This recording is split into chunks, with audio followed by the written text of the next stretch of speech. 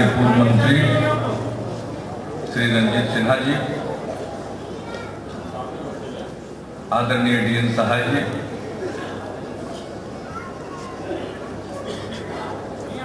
Shri TP Sinha ji, Padmashri doctor Gopal Prasad Sinha ji, Shri Arun Kumar Verma ji, Ranvir Nandan ji, Neetu Chandra ji, IN Sinha ji, doctor Sanjay Sahay ji, इस कार्यक्रम के सभी आयोजकगण, श्री नीरज सिन्हा जी,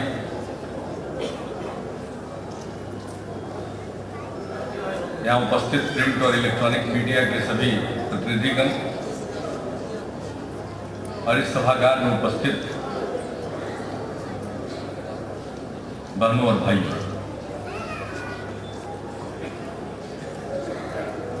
आज JP और शास्त्री जी के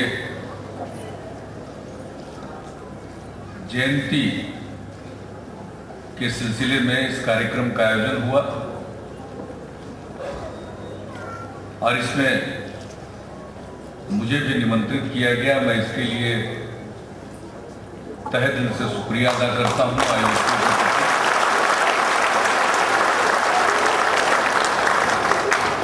2 अक्टूबर को शास्त्री जी की जयंती है, मनाई जाती है और 11 अक्टूबर को JP की जयंती और बीच में आज 9 अक्टूबर को आपने 11 में 2 घटाकर 9 तारीख चुन लिया है। ये बहुत अच्छा काम किया आप सब लोगों ने और एक ही साथ 2 महापुरुषों को आपने याद कर लिया। अब दोनों महापुरुष आने वाली पीढ़ी दर पीढ़ी को प्रेरित करते रहे, अपने व्यक्तित्व से, अपने कृतित्व से। JP के चरणों में बैठकर हम सब लोगों को बहुत कुछ सीखने का मौका मिला। हम लोग JP आंदोलन की ही उपज है।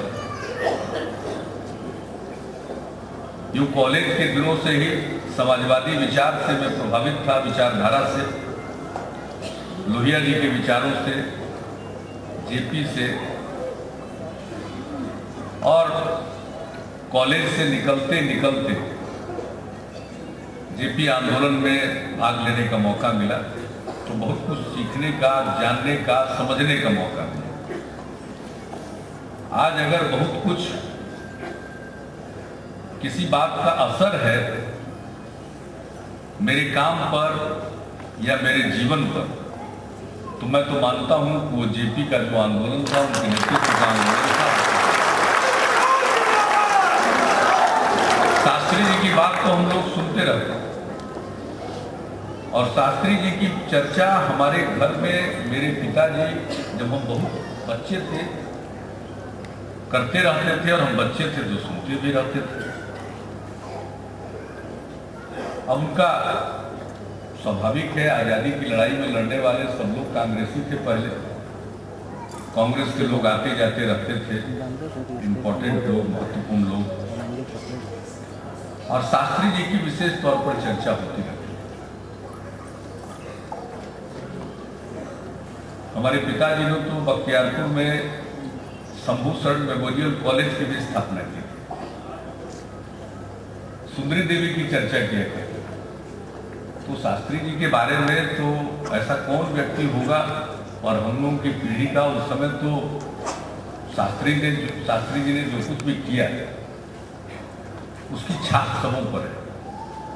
जब शास्त्री जी प्रधानमंत्री बने थे नेहरू जी के निधन के बाद, हम लोग तो बच्चे थे, स्कूल में पढ़ते, लेकिन आमतौर पर लोगों को देखते थे कि कहाँ नेहरू जी जैसा विशाल व्यक्तित्व, जो धारणा थी, जिस बात को हम लोग सेंस कर पाते थे, समझ पाते थे।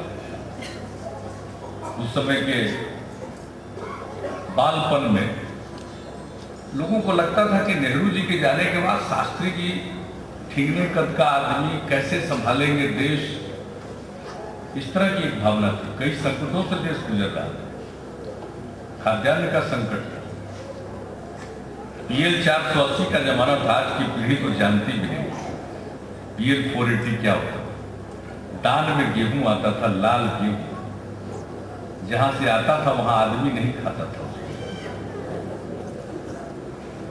और कौन सा दौर था, हम लोग तो बच्चे में देख चुके हैं उस चीज, किस तरह से राशन के दुकान पर लाइन लगती थी।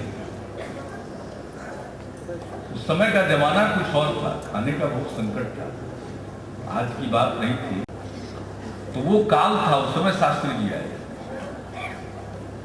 और उस परिस्थिति से मुकाबला करने के लिए उन्होंने सब कुछ किया, सब यत्न किया। मुझे याद है जब मैं केंद्र में कृषि मंत्री था तो आनंद गया था गुजरात में, और वहां जो सब चीजें जानने को मिली कि जो दूध का उत्पादन कैसे बढ़े और दूध का उत्पादन सहकारी समितियों के माध्यम से कैसे बढ़ सकता है, लोगों की आमदनी, किसानों की आमदनी कैसे बढ़ सकती है। तो गुजरात में कुछ काम हुआ था शुरू,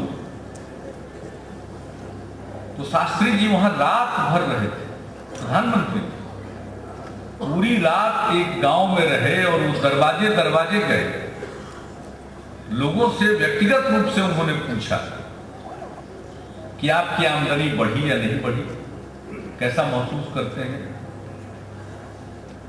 पशुपालन का क्या अनुभव है, कितना उत्पादन बढ़ा। एक एक चीज को जानने के बाद, और तब ये जो NDDB नाम की संस्था थी उसके बाद वो बनी नेशनल डेयरी डेवलपमेंट बोर्ड। और आज जो आप देख रहे हैं, हम लोग भी देखे हुए, आप में से बहुत लोग जो होंगे पता होगा, जब हम पहली बार MP जीत करके गए दिल्ली तो पता चला कि गर्मी के दिन में दिल्ली में दूध की बनी हुई मिठाइयों पर पाबंदी लग जाती है।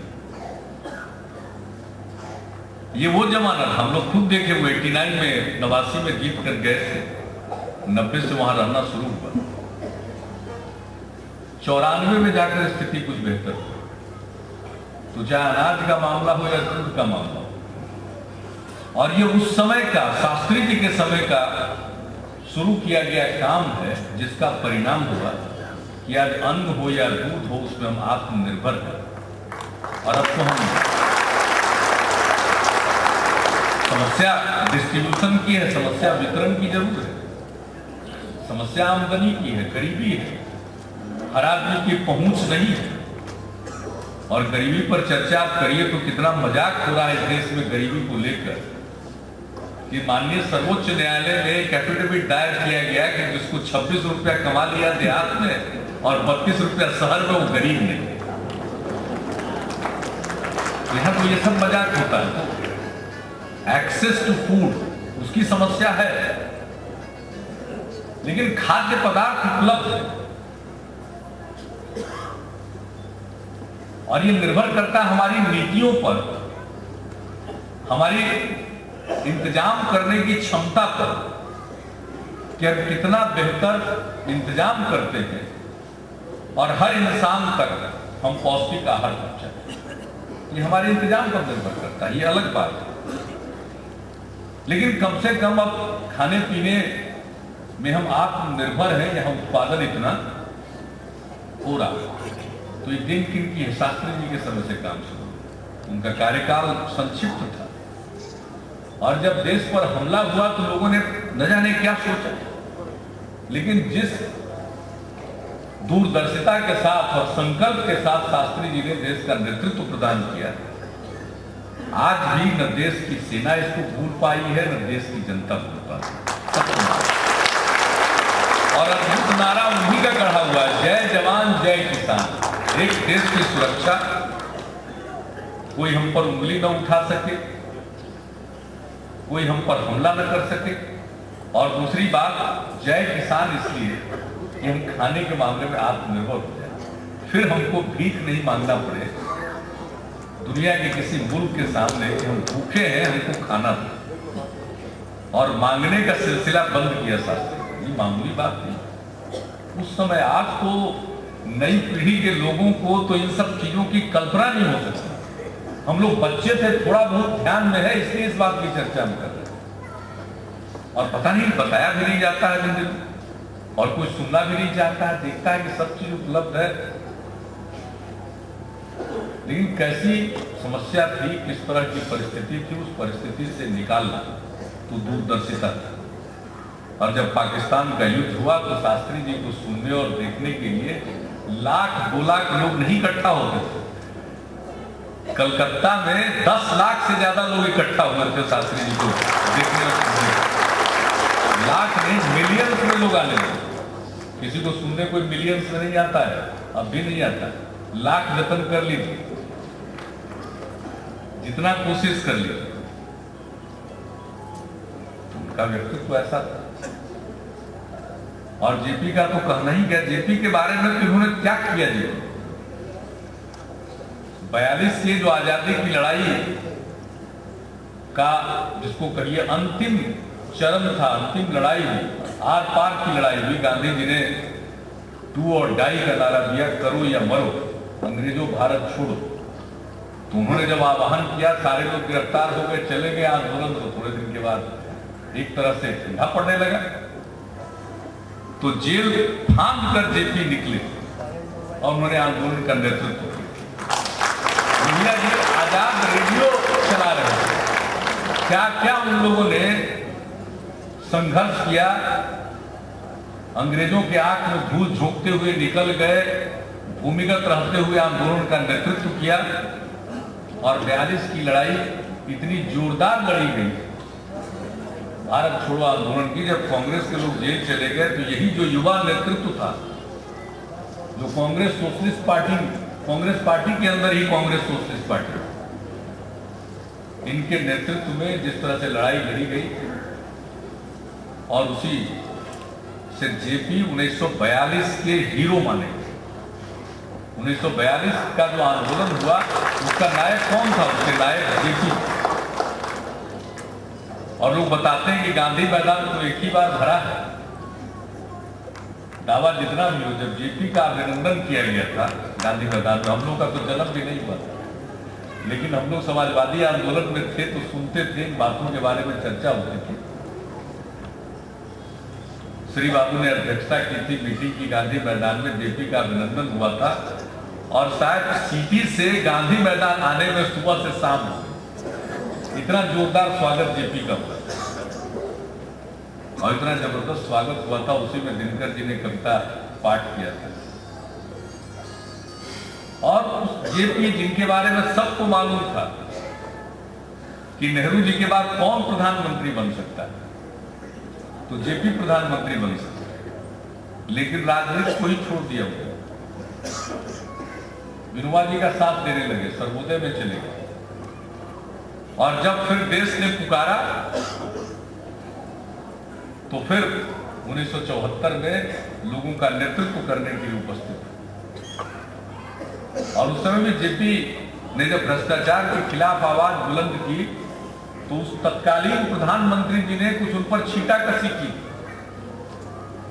और वो बड़ा महंगा पड़ा हुआ जेपी पर जो छींटाकशी। आजकल ये कांग्रेसियों की आदत है, पहली आदत है छींटाकशी। क्षमा बचपन से हमारी ट्रेनिंग कांग्रेस विरोधी है, इसलिए मेरे मुंह से निकल जाता होगा। कोई इस पार्टी के होंगे तो मुझको क्षमा करेंगे, ये शुरू से आदत है। तो जेपी पर छींटाकशी कर दिया और क्या अंजाम हुआ? लोहिया जी जेपी से नाराज रहते थे। लोहिया जी कहते थे कि अगर जेपी ने कुछ किया तभी देश जगेगा। जेपी में ही वो दम है कि देश को हिला सकता। हिलाने का मतलब भूकंप वाला हिलाना नहीं, वैचारिक रूप से हिला सकता, मन को हिला सकता है, झकझोर सकता है। और जब जेपी तैयार हुए, लोहिया जी तो रहे नहीं, 67 में ही चले गए इस दुनिया को छोड़कर। और जब उन्होंने संपूर्ण क्रांति का आह्वान किया जेपी ने, तो लोगों ने पूछा कि जेपी आपकी संपूर्ण क्रांति क्या? तो मुझे अच्छी तरह याद है, हम भी थे उनके बगल में खड़े और भाषण हम सुन रहे थे, इसी गांधी मैदान में उन्होंने एक भाषण दिया और कहा कि जो लोहिया की सप्त क्रांति है वही हमारी संपूर्ण क्रांति, और उस सप्त क्रांति में बहने बैठी है नर नारी समता की बात है। हमने कहा कि भाई हमारे जीवन पर, हमारे काम पर जेपी का असर है, तो उसी नर नारी समता के लिए आज हम काम कर रहे हैं। ये 50% जो आरक्षण हमने दिया, तो हमारे जो पुरखे हैं, हमारे जो वैचारिक गुरु हैं, जिन लोगों ने हम लोगों को मार्ग दिखाया, उन सबों ने कहा था कि औरत और मर्द की बराबरी, नर नारी समता। लोहिया जी ने कहा, जेपी ने उसको कहा, तो इस देश में पहली बार लागू करने का सौभाग्य मुझको ही मिला, महिलाओं के लिए 50%। लागू शुरू में तो हमारा भी लोग मजाक उड़ाते थे कि अच्छा कर दिया आपने। अब महिला सब मुखिया बनेगी, अब मर्द लोग बच्चा खिलाएगा, ये हमको सब मजाक करते थे। हमने कहा ये सब मजाक करना बंद करिए, अगर घर में ठीक ठाक ढंग से खाना खाना मजाक करो। हम भी मजाक ही करके काम निकालते थे। अब आज जरा देख लीजिए क्या हुआ। तो जेपी के विचारों का हम लोगों के काम पर होता। अब ठीक है, हम लोग तो आ गए राजनीति, 2 धारा थी, आज चर्चा चल पड़ी है, इस अवसर पर आपने बुला दिया है। तो 2 धारा थी, एक धारा के लोग कहते थे कि नहीं चुनाव नहीं लड़ना है, क्रांति की बात होनी चाहिए सर। हम लोग थे कि नहीं भाई हम तो चुनाव लड़ेंगे और चुनाव लड़के जनता का प्रतिनिधित्व करेंगे, जनता की खिदमत करेंगे। जब भी अवसर मिलेगा, जो जेपी और लोहिया के विचार हैं उनको हम लागू करें, ये हम लोगों का रास्ता है। हम चुनाव लड़े, जब मौका मिला, इंतजार करना पड़ा तो इंतजार तो करना ही चाहिए, आदमी को बेसब्र नहीं होना चाहिए। आजकल कुछ लोग बड़ा बेसब्र देखते हैं, तंत्र मंत्र पता किस किस सुनने लगते हैं, ये सब बेसब्री का परिचय है। अरे तंत्र मंत्र से सत्ता मिले, अरे जनता की सेवा करिए, खिदमत करिए, गलती का प्रायश्चित कीजिए, आगे गलती न करने का संकल्प लीजिए।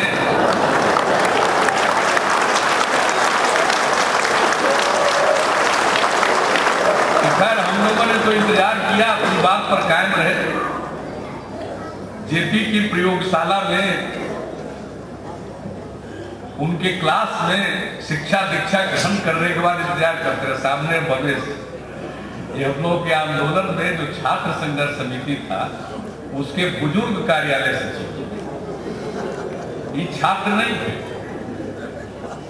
लेकिन जेपी के नेतृत्व में आंदोलन था, तो ये सर्वोदय आंदोलन में थे, लेकिन हमें बड़ा स्वास्थ्य थे, सबका ख्याल भी रखते थे। तो हम लोग उस आंदोलन से निकले। अब आज ये मेरा सौभाग्य है कि 2 महापुरुषों के जयंती के अवसर पर आने का मौका मिला। आप सब लोगों ने बहुत सम्मान दिया। एक बात मैं कहना चाहता हूँ, देखिए कोई लाख हमको आप फुलाइए, हम फूलने वाले नहीं। हमारा पैर जमीन पर है, हम बिना मतलब के जमीन छोड़ के हवा में हम नहीं कह रहे,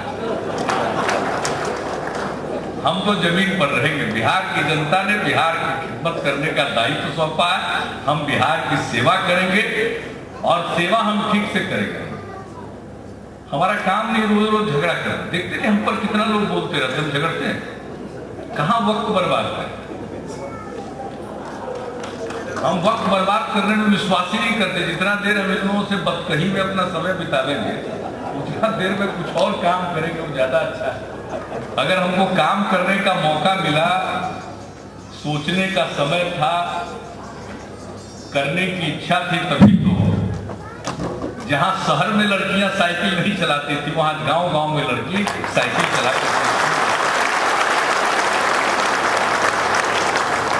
जब हमने साइकिल योजना की शुरुआत की तो 1,70,000 लड़की स्कूल में पढ़ती थी, हाई स्कूल में 9वीं क्लास में, और अभी बीते साल लड़कियों की संख्या हाई स्कूल में बढ़कर हो गई 5,55,000, 3 गुना हो गया। और इस बार जो आकलन है, जो संख्या आई है, वह 6,45,000 कोई बता दे। 3 गुना से भी ज्यादा, लगभग 4 गुना के आसपास पहुंच रहे एक योजना से। इस देश में कोई योजना बता दे जो नारी सशक्तिकरण के लिए या लड़कियों की शिक्षा को बढ़ावा देने में इससे ज्यादा कोई योजना कारगर साबित हुई हो। तो हम झगड़ते रहते लोगों से, तो ये सब योजना चलती।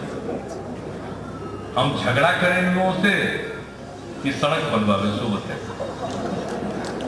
झगड़ने वाले तो झगड़ते रहेंगे, इस तरह तरह की बात करते रहेंगे। और हमारा संकल्प है कि यहाँ दूर दराज किशनगंज का कोई गांव का आदमी, पश्चिम चंपारण में बगहा धनहा के किसी देहात से, कैमूर की पहाड़ियों से या जमुई के जंगल से भी कोई चलकर पटना आवे तो 6 घंटा से कम समय लगना चाहिए। क्योंकि इस अपने सोच को अमली जामा पहना लें कि इन लोगों के साथ हम झूठ मूठ का झगड़ा करते हैं। ये लोग कहता कुछ नहीं हुआ, आज जनता देख रही। उसी सड़क पर चल के पहुंच जाते हैं, कहते हैं कोई काम नहीं, जनता सामने हंसती है। भाई असर क्या पड़ेगा? एक जमाना था सड़क में गड्ढा था तो नहीं, लोग कहते थे तो कहते थे कि तू ही गाड़ी चलोगे, कि गाड़ी वाला नहीं चलता है सड़क पर जी, गरीब गुरबा को क्या पता। और जो गरीब आदमी, गांव में रहने वाला किसान जो खेत में पैदा करता है, अगर सड़क नहीं रहेगा तो उसकी फसल को वाजिब कीमत कहां से मिलेगी? सड़क बनना तो सबसे ज्यादा जरूरी है गांव में रहने वाले लोगों को। उसको रोजगार के केंद्र तक पहुंचने का अवसर कैसे मिलेगा? तो सड़क बनाने में हमारा समय बीतता है, स्कूल बनाने में बीतता है, अस्पताल, जहां अस्पताल तो था या तो डॉक्टर नहीं रहते थे, डॉक्टर रहते थे तो मरीज गायब रहता। और कभी काल महीने में एकाध मरीज और डॉक्टर का आमना सामना किसी सरकारी अस्पताल में हो जाए तो डॉक्टर साहब हाथ जोड़ के कहते थे कि भाई हमारे पास तो दवा का नाम लिखने के लिए पुर्जा तक नहीं, दवाई तो। आज जाकर के देखिए, ये कोई मेरे कहने की चीज है? लाइन लगी रहती है, भीड़ लगी रहती है, वही गरीब आदमी, कितने गरीब लोगों को शक्ति थी, पैसा था कि जाकर किसी डॉक्टर के यहां फीस जमा करके दिखला लेता। सरकारी अस्पताल चलना शुरू हुआ तो गरीब आदमी का इलाज होना शुरू। अब दवा भी मिलती है मुफ्त। अब दवा का ये हालत है कि हम पिछली बार घूम रहे थे अपने विश्वास यात्रा में, तो बेगूसराय में एक जगह थे नावपुर, तो वहां हम चले गए प्राइमरी हेल्थ सेंटर को देखने, निरीक्षण करने। सब डॉक्टर से पूछा क्या हालचाल है, दवा का क्या हाल है, सब बताएंगे। सब कफ सिरप के लिए मार करता है। कफ सिरप जरा थोड़ा सा होता है तो हमने कहा अगर हम नहीं घूमते तो हमको कहां से मालूम? हम यहीं से बैठ करके अगर बात बनाते रहते और लोगों के बात का जवाब देते रहते तो हमको कहां से पता चलता कि सबसे ज्यादा कफ सिरप लोग लेता है। तब हमने कहा भाई कफ सिरप की तो जरूरत नहीं, गोपाल बाबू जैसे डॉक्टर से कहा पूछ लो कफ सिरप कितना जरूरी है, उसके जगह पर कोई दूसरा चीज दो। कहने का मतलब कि आज दवा मिल रही है, डॉक्टर मौजूद, इलाज हो रहा है, तो इसी सब काम में हमारा समय बीतता है और काम ही हमारी पूजा है। हम सब पूजा करने वालों की भी इज्जत करते हैं, लेकिन मेरे लिए काम पूजा है। अगर काम नहीं किया तो मन नहीं लगता। हम किसको धोखा देंगे? किसी दूसरे को धोखा देना हो तो दे देगा, अपने आप को कोई धोखा देकर कहा जाएगा। तो मेरे सामने तो ही चित्र रहता है कि हमको अपने आप को धोखा नहीं देना है, दे नहीं सकते हैं, इसलिए काम करो, इसके सिवा तो कोई उपाय नहीं। और लोग लाठी की बात करते थे, हमने कलम की बात कही। हमारा ये जो कलमजीवी समाज है, तो समाज है, उससे तो क्या विचार इसलिए मिलता है। हमने कहा कि लोग लाठी में तेल पिलवाते हैं, अब जमाना कलम का, हम कलम में स्याही भरना देते हैं।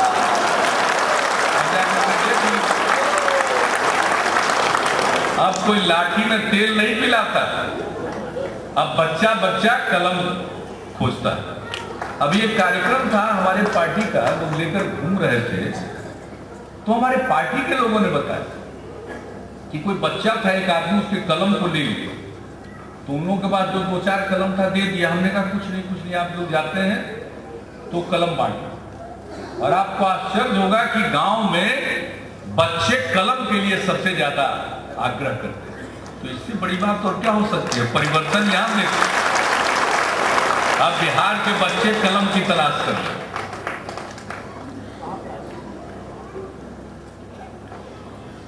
तो अब इस प्रकार का बिहार बन रहा है और मुझको पूरा विश्वास है चित्रगुप्त समाज के लोग अपनी कलम से, अपनी बुद्धि से बिहार को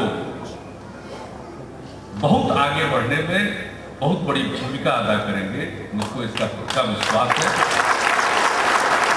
अब बिहार में बुद्धि की कोई कमी नहीं है, विवेक की कोई कमी नहीं है।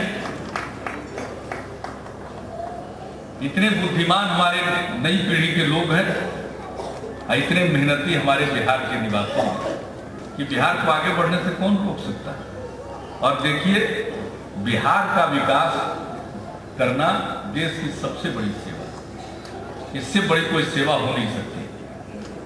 और बिहार तो तरक्की करेगा, वो राह पकड़ चुका।